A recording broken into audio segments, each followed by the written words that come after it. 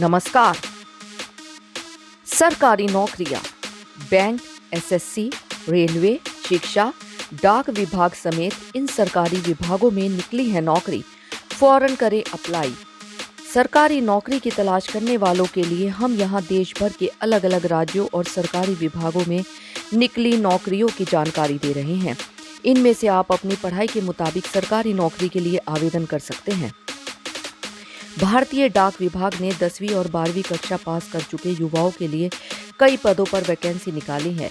इन पदों के लिए 69,000 रुपये का वेतन दिया जाएगा। इन पदों के लिए उम्मीदवारों का चयन ऑनलाइन लिखित परीक्षा, स्थानीय भाषा परीक्षा और डाटा एंट्री स्किल टेस्ट के आधार पर किया जाएगा।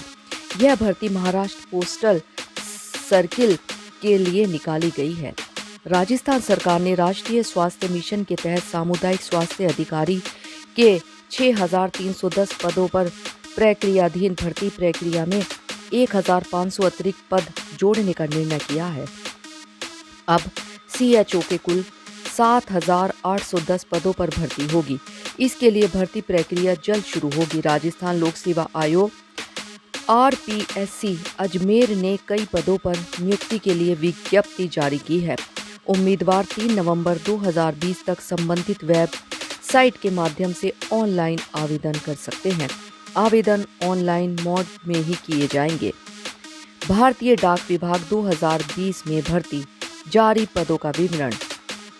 पोस्टमैन 1029, मेल गार्ड 15, मल्टीटॉक्सिंग 32, सब कोऑर्डिनेटर ऑफिसर 295।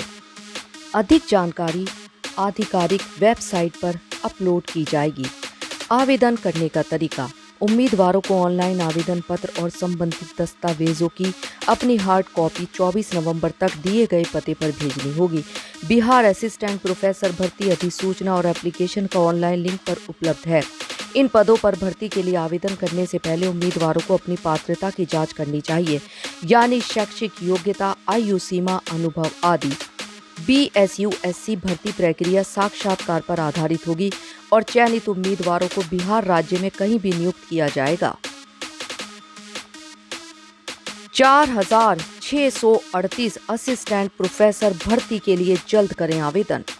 बिहार राज्य विश्वविद्यालय सेवा आयोग ने बिहार राज्य के विभिन्न विश्वविद्यालयों में असिस्टेंट प्रोफेसर की नियमित भर्ती के लिए आवेदन की प्रक्रिया शुरू कर दी है। बिहार बीएसयूएससी भर्ती अधिसूचना के अनुसार वे इच्छुक उम्मीदवार जो बिहार राज्य में नौकरी करना चाहते हैं और सभी निर्धारित योग्यताओं को पूरा करते हैं, वे ऑनलाइन रजिस्ट्रेशन करें और अपना एप्लीकेशन 2 नवंबर से पहले तक जमा कर दें। वेतनमान और पदों का विवरण। हर पद के लिए एक ही रिक्ति है और चयनित उम्मीदवार को 1 लाख रुपए से ऊपर का वेतन मिलेगा। आधिकारिक नोटिफिकेशन के अनुसार विस्तृत आवेदन प्रक्रिया 16 अक्टूबर से वेबसाइट पर उपलब्ध है। उम्मीदवार 28 अक्टूबर तक आधिकारिक वेबसाइट पर आवेदन कर सकते हैं। ये है निर्धारित योग्यताएं। प्रिंसिपल इन्वेस्टिगेटर के पद के लिए उम्मीदवारों को प्रति माह 1,25,000 रुपए का वेतन मिलेगा। डेटा विश्लेषकों, डेटा प्रबंधकों के लिए पारिश्रमिक 1 लाख रुपए प्रति माह होगा। वरिष्ठ सॉफ्टवेयर इंजीनियर के पद के लिए उम्मीदवारों का वेतन 75,000 रुपए प्रति माह और आईटी सलाहकार के लिए 45,000 रुपए होगा। आवेदन करने के लिए आयु सीमा सभी पदों के लिए अलग अलग है। विस्तृत जानकारी के लिए उम्मीदवार को नोटिफिकेशन चेक करना होगा। पदों का विवरण और डेट। उम्मीदवारों के चयन के लिए साक्षात्कार 3 नवंबर को आयोजित किया जाएगा। रिक्तियां principal investigator, data analyst, data manager, senior software engineer तथा आईटी कंसल्टेंट के पदों के लिए हैं। पदों के लिए आवेदन करने के लिए उम्मीदवारों को न्यूनतम स्नातक होना चाहिए। पात्रता मानदंड पर पोस्ट वार विवरण के लिए नोटिफिकेशन चेक करना होगा। इंजीनियरिंग ग्रेजुएट्स के लिए ऑफिसर पदों पर नौकरी। अखिल भारतीय तकनीकी शिक्षा परिषद ने इच्छुक तथा पात्र उम्मीदवारों को आमंत्रित करते हुए एक अधिसूचना जारी की है, जिसमें principal investigator, data analyst, data manager, senior software engineer तथा आईटी कंसल्टेंट के रिक्त पदों पर भर्ती के लिए आवेदन कर सकते हैं। आवेदन से जुड़ी पूरी जानकारी। उम्मीदवारों को 300 रुपये का शुल्क देना होगा। उत्तराखंड के उम्मीदवारों के लिए आवेदन शुल्क 150 रुपये निर्धारित है। चयनित उम्मीदवारों को स्तर 7 के वेतन ग्रेड पर रखा जाएगा। उम्मीदवारों को 44,900 रुपये और 1,42,400 रुपये के बीच भुगतान किया जाएगा। पूरी जानकारी के लिए इच्छुक उम्मीदवार आधिकारिक वेबसाइट पर जारी नोटिफिकेशन देखें। आवेदन के लिए निर्धारित योग्यताएं। आवेदन की आयु कम से कम 21 वर्ष होनी चाहिए। अधिकतम आयु सीमा 42 वर्ष निर्धारित है। आयु की गणना 1 जुलाई 2020 के आधार पर की जाएगी। उम्मीदवारों के पास स्नातक स्तर की शिक्षा की डिग्री होनी चाहिए। ये होगा भर्ती परीक्षा का पैटर्न।